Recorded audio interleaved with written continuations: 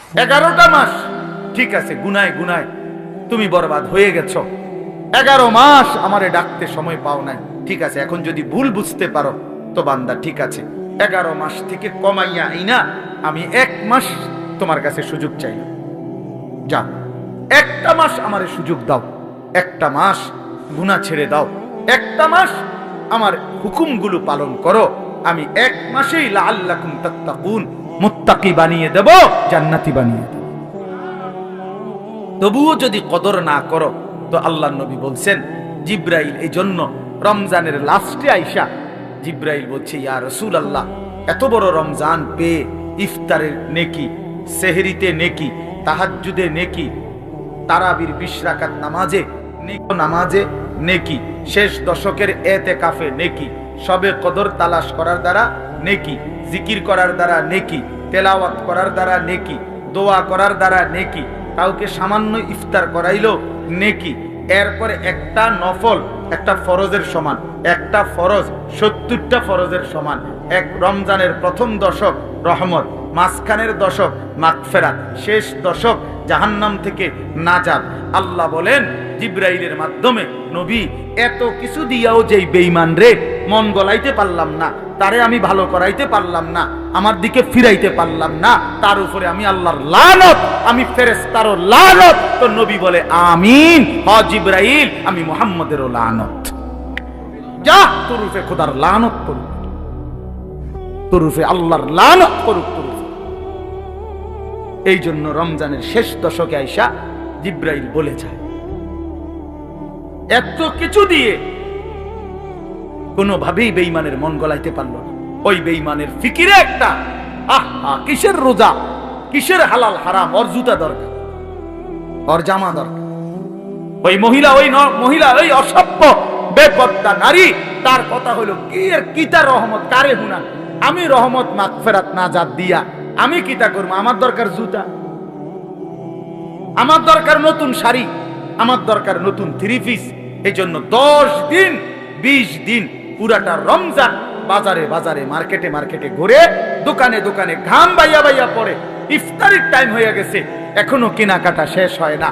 সবে বড় কদর কই গেল, এতেকাফ কই গেল, আল্লাহর জিকির তেলাওয়াত কই গেল, 70 গুণ নেকির রমজান কোথায় গেল? সবকিছু এক জোড়া জুতার জন্য, একটা জামার জন্য, একটা কাপড় চোপড়ের জন্য শেষ করে দিল। হায় হায় মুসলমান, কত অল্প মূল্যে নিজেকে বিক্রি করে দিল।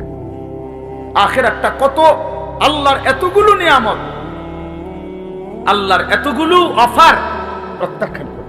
লাগবে না এগুলো, আমার লাগবে, আমি তান্দাই, আমার দরকার নেই। আমার দরকার জুতা, আমার যাতে ফেরেশতা নতুন জুতা কিনা রাখছি, যাতে আমার জুতা দিয়া ফিরতে পারে ফেরেশতা। হ্যাঁ হ্যাঁ, ফেরেশতাও এই জন্য বলে রাখে যে শুনো বোন, তোমারে জুতা দিয়েই ফিটমু, মনে রেখো। বেপরদিগি আল্লাহর দেওয়া রমজান, এত বড় দামি সময়ে তুমি বাজারে বাজারে ঘুরে, একটা সেকেন্ড।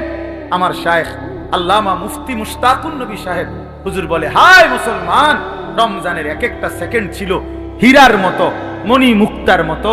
হীরা ফেলে মাটি নিলাম, মাটি নিলাম। এক জোড়া জুতা তো আগেও কিনতে আসতাম, অহন কিনা যায় না। কথা বলেন না কেন? এখন বাজারে তো কোনো জুতা নাই, এখন বাজারে তো কোনো 3 পিস নাই, এখন বাজারে তো কোনো গহনা নাই, কিছু নাই বাজারে এখন। তো তাইলে এখন কিনা যায় না, এখন কিনা যায় না। এজন্য এখন ফিকির করে, যদি দরকারি হয় কিনার, অসুবিধা নেই, কিনেন। হালাল কাপড় কিনা তো না যায় না, তো এখন কিনেন। এখন আমি গতকালকে আমার পুরা ফ্যামিলির যার যা কাপড় পাঞ্জাবি, আমার আত্মীয় স্বজন ভাই বেরাদরদের মধ্যে এবং আত্মীয় স্বজনের মধ্যে যাদের যা কাপড় দরকার, বিবি লিস্ট করে দিছে। একসাথে গতকালকে ঢাকা থেকে 27,000 টাকার কাপড় সব কিনে দিছে। খালাস করলো, খালাস সব, একের বাচ্চা কাচ্চা বুড়া গাড়া জিরু সাইজ সব কিনা ওই এগুলো আবার সিলাই লাও যাও। ঈদের কেনাকাটা শেষ। বুঝাইতে চাইলাম, ইচ্ছা করলে সম্ভব কিনা বলেন, ইচ্ছে করলে সম্ভব কিনা? না, আমাদের বয়স্করা বাবারা স্বামীরা বেডিতে রে বাজারে পুরা ডাইরেক্ট বন্দুক দিয়া দেয়, যা তোরে ছাইড়া দিলাম, প্রত্যেক দিন বাজারে যাইবে, আজকা জুতা, কালকা শার্ট, পরশু জামা, একটা একটা করে কাপড় কিনতে, একটা একটা জুতা কিনতে মহিলা বাজারে বাজারে ঘুরে। রাহা রমজান তাইলে কার জন্য? রহমত মাগফিরাত কার জন্য? নাজাত কার জন্য? বলেন কার জন্য? কার জন্য বলেন? আফসোসের বিষয়, আমরা যদি কদর না করি তো মুমিন, আমরা যদি কদর না করি কার জন্য বলেন? ইনসাফ করে বলেন, ইনসাফ করে বলেন। মাহে রমজান তাহলে কার জন্য? আমাদের জন্য না? কথা বলেন না কেন? আমাদের জন্য কিনা বলেন? অতএব দয়া করে বুঝতে শিখেন। আল্লাহ তাআলা বলছেন, ইয়া আইয়ুহাল্লাযীনা আমানু কুতিবা আলাইকুমুস সিয়াম কামা কুতিবা আলাল্লাযীনা মিন ক্বাবলিকুম লাআল্লাকুম তাত্তাকুন। আল্লাহ তাআলা বলেন, হে ঈমানদারগণ, তোমাদের উপরে রোজা ফরজ করা হলো যেমনটা তোমাদের পূর্ববর্তীদের উপরে ফরজ করা হয়েছিল। কেন? লাআল্লাকুম তাত্তাকুন, আমি তোমাদেরকে মুত্তাকি বানাইতে চাই, মানে জান্নাতি বানাইতে চাই। তাহলে রমজানকে কদর করলে কি মিলবে? জান্নাত মিলবে। বলেন না কি মিলবে? আবার বলেন কি মিলবে? জান্নাত। এই জন্য নওজোয়ান, কিশোর, তরুণ, বয়স্ক, বাবা সবাই মিলে সিদ্ধান্ত নেন, ইনশাআল্লাহ এবারের রমজান হোক পরিবর্তনের রমজান। বলেন ইনশাআল্লাহ, বলেন ইনশাআল্লাহ। আপনাদের কাছে অনুরোধ আমার বাবা, আমিও, আপনারাও সবাই মিলে যার যেই গুনার অভ্যাস মাহে রমজানে ছেড়ে দেন। সিদ্ধান্ত নেন, এখন থেকে প্রস্তুতি নেন, এখন থেকে আল্লাহর ইবাদতে লেগে যাবেন। 5 ওয়াক্ত নামাজ পড়বেন, 20 রাকাত পূর্ণ তারাবি পড়বেন। তারাবি পড়বেন কয় রাকাত? আবার বলেন, আবার বলেন, আবার বলেন, জোরসে বলেন, আরো জোরে। জোর হলো না, জোরে জোরে। 8 রাকাত কোনো তারাবি নেই, 8 রাকাত কোনো তারাবি হয় না। বলবেন সোজা কথা, তারাবি কয় রাকাত? হ্যাঁ, অতএব মেহেরবানি করে 20 রাকাত পূর্ণ তারাবি পড়বেন। বলেন ইনশাআল্লাহ। নওজোয়ান ভাই, তোমাদের কাছে হাত জোর করে অনুরোধ, বন্ধু আমার, প্রিয় ভাই আমার, তোমরা মেহেরবানি করে, প্রিয় ভাই, গুনাহের এই রাস্তা ছেড়ে দাও বাপ। সুখ আসবে না, সুখ আসবে না বাপ, সুখ আসবে না। বাস্তব কথা হলো, আমার একটা দিলের ইচ্ছা হলো, হাতে যদি কেউ মোবাইলটা বন্ধ রেখে আমাদের চেহারার দিকে, আল্লাহর কোরআনের দিকে আন্তরিকতা নিয়ে কথা শোনে তো বরকত হয়। মানে দিল জমে, অন্তরের মধ্যে একটা ভাবনা তৈরি হয়, কিছুটা হলেও ফিকির আসে। কিন্তু মোবাইলটা হাতে থাকলে আপনার সারাক্ষণ এখানে নজর পড়ে, একটু পর পরে ওটার দিকে তাকাইতে মন চায়, ইচ্ছায় কিংবা অনিচ্ছায়।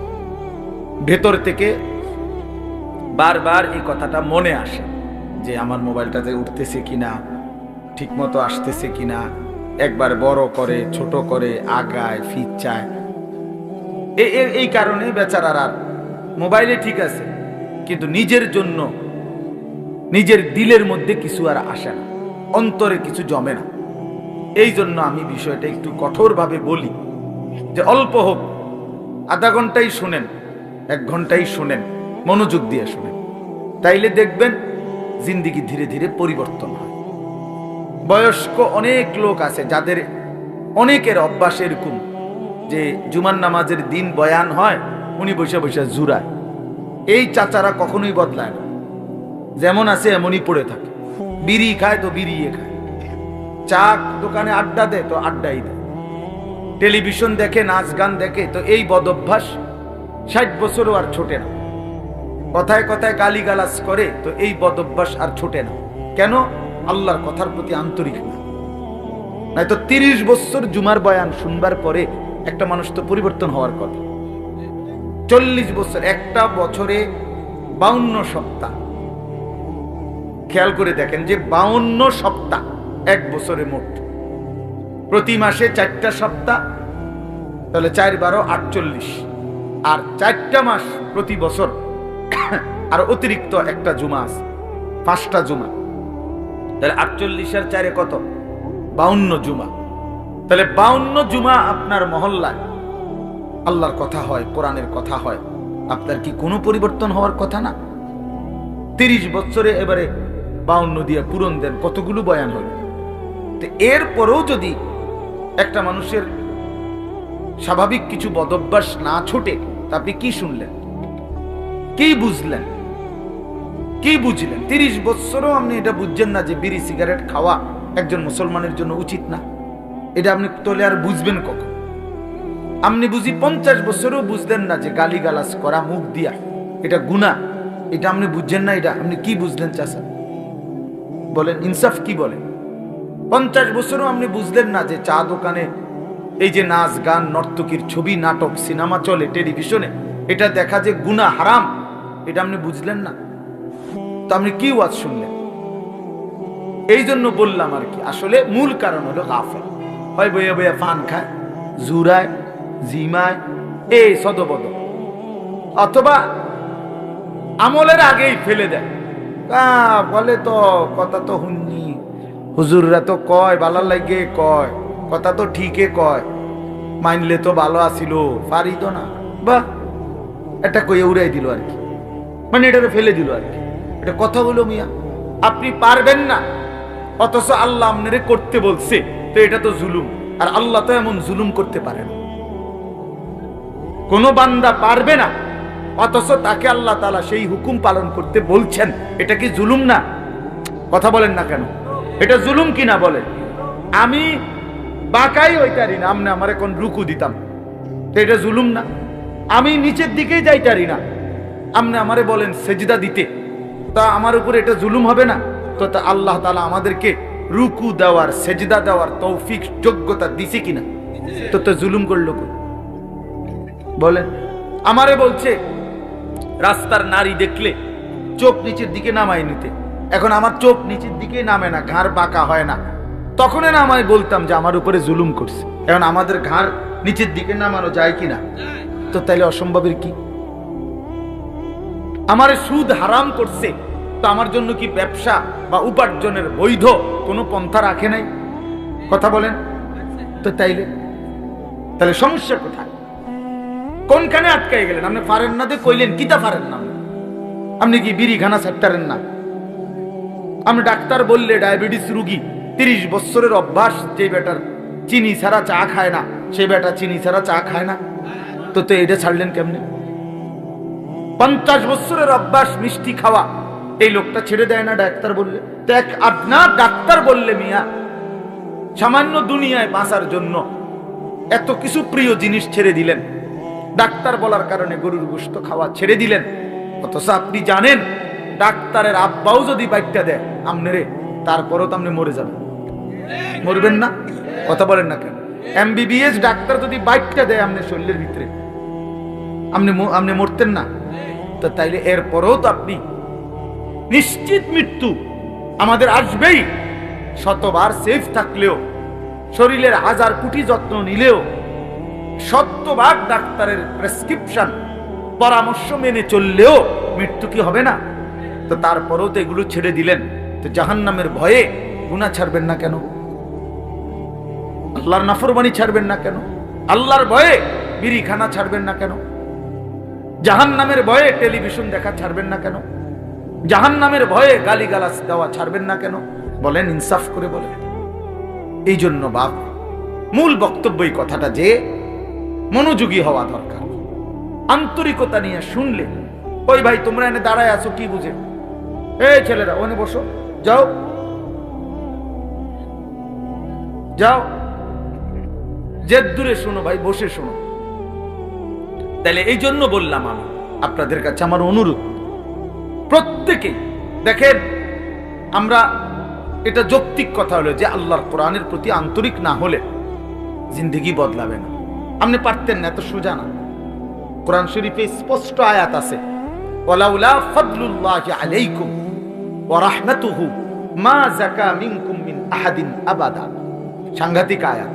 আল্লাহ বলে, শুনো, তোমাদের উপরে আল্লাহর দয়া এবং রহমত যদি মায়া না হয়, নিজেই নিজেকে কশ্চিন কালেও কখনোই পবিত্র করতে পারবে না।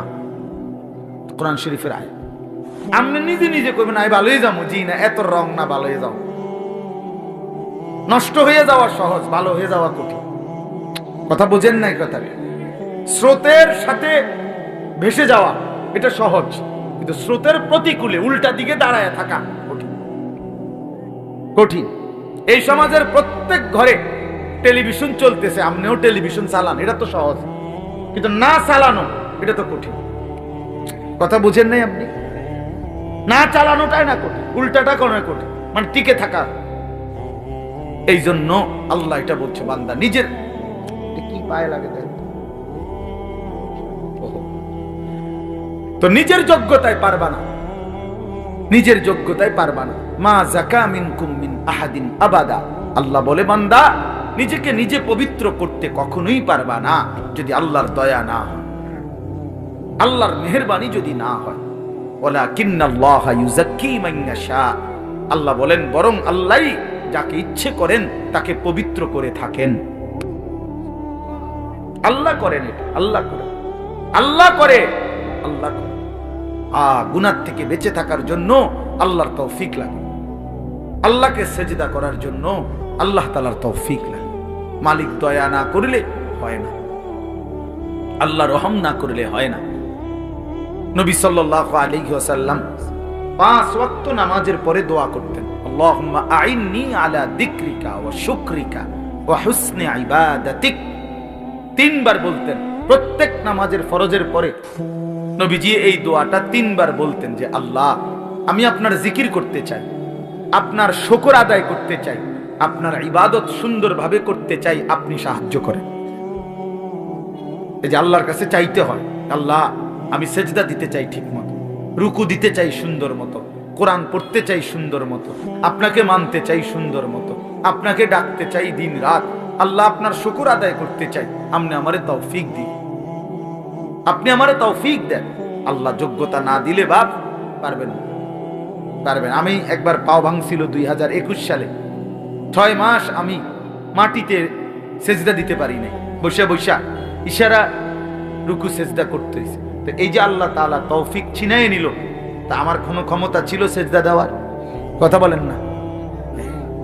এই জন্য দয়া করে কিশোর নওজোয়ান ভাই তোমরাও এটা বুঝো ভাই, নিজেরে নিজে নষ্ট করে দেওয়া, বরবাদ করে দেওয়া এটা সহজ, এটা সহজ। এই সমাজের সবাই মোবাইলে উলঙ্গ ছবি দেখে, তুমিও দেখো, সহজ বিষয়। কিন্তু নজর হেফাজত করা, চোখের হেফাজত করা এটা কঠিন। কিন্তু কষ্ট করে কেউ যদি হিম্মত করে তো আল্লাহ তার জন্য সহজ করে দেয়। ওমাইয়াত্তাকিল্লাহা ইয়াজআল লাহু মাখরাজা, আল্লাহ বলছে যে আমাকে ভয় করে গুনাহ ছেড়ে দেয়, আমি তার জন্য সর্বাবস্থায় আমি আল্লাহ তার জন্য রাস্তা করে দেই, আমি তার জন্য সহজ করে দেই। আগে আল্লাহর জন্য ফিরতে হয়, আল্লাহর দ্বীন মানার জন্য সিদ্ধান্ত থাকতে হয়, আল্লাহর দিকে আসতে হয়, ঝুঁকতে হয়, মনোযোগী হইতে হয়, আন্তরিক হইতে হয়। আপনি যদি বলেন যে কোরআন আমার জন্য, ইসলাম আমার জন্য, আমি আমার রাসূলকে নারাজ করব না, আমি আমার আল্লাহকে নারাজ করব না, আমি দ্বীন মানবই মানব, খোদার কসম, এমন একটা মজবুত সিদ্ধান্ত নিয়ে বান্দা 1 বিগত যদি আগায় তো আল্লাহ তাআলা রহমত নিয়ে বান্দার দিকে 1 হাত আগায় আসবে। শর্ত হইল আপনি তো 1 বিগত আইতে, আপনি দিল আমি হইতে হইতে কারণ যদি একবার ব্যস্ত হয়ে যেতাম, কিতা ব্যস্ত হইতাম, হ্যাঁ বিড়ি খাইতে খাইতে আরে ভালো মানুষ তো সমাজে উঠে গেছে, ও নাই, ও নাই, হ্যাঁ বেটা ভালো মানুষ। আপনি বিড়ি খাই না বেটা ইতনি ভালো মানুষ, আপনার গায়ে তো গন্ধ, দুর্গন্ধ মিয়া, বিড়ির গন্ধের চাইতে নিকৃষ্ট কোনো গন্ধ হইতে পারেনি মিয়া। তাইলে কোন বিড়ি খুর তো পবিত্র মানুষ হইতে পারে না, গাও না মিয়া, এটা একেবারেই অপবিত্র মানুষ, ফালতু মানুষ মিয়া, এ তো বদ অভ্যাস। কোরআনুল কারীমে আল্লাহ বলছেন জাহান্নামীদের খাবার, জাহান্নামে যেটা দেওয়া হবে, লা ইউসমিনু ওয়ালা ইউগনি মিন জু', জাহান্নামী খাবারের মধ্যে কোনো পুষ্টি নাই, এটা তার শরীরের মধ্যে কোনো স্বাস্থ্য বাড়াবে না, আবার ক্ষুধাও মিটাবে না। কোরআনের আয়াত। ঠিক বিড়ি সিগারেট এরকম যে এটার দ্বারা কোনো স্বাস্থ্য বাড়ে না, ক্ষুধাও নিবারণ হয় না, এই জন্য বিড়ি সিগারেট জাহান্নামীদের খাবার, জাহান্নামীদের খাবার, জাহান্নামীদের খাবার, জাহান্নামী খাবার। আগুন কোন মুমিনের পছন্দ হইতে পারে না, মুসলমানের পছন্দ আগুন, নাকে মুখে দিয়া আগুন বাহির করা, এটা কোনো ইমানদারের প্রিয় পছন্দ হতেই পারে না, কোনো যুক্তি নাই। একেবারে ফালতু ছাড়া, বদভ্যাস ছাড়া, আখেরাত যার মনে নাই, পরকাল যার মনে নাই, কবর বলতে কিছুই জানে না, এই ব্যক্তির দ্বারা সম্ভব বছরের পর বছর বিড়ি খেয়ে যাও। ভুলে গেছে আখেরাত, মনে নাই আখেরাত, ও কিছুই মনে করে না আখেরাতে। মনে করছে জিন্দিগি মানে এই বন, বিড়ি, চা, বিস্কুট, পান, সুপারি আর এই বেন বেনানি আলাপ সালাপ, খালাস, এটাই জীবন না? এটা জীবন না বাবা, এটা জিন্দিগি না। এজন্য দয়া করে ভাবতে শিখেন, আল্লাহর দিকে ফিরতে হবে, হিম্মত করতে হবে, হিম্মত করতে হবে।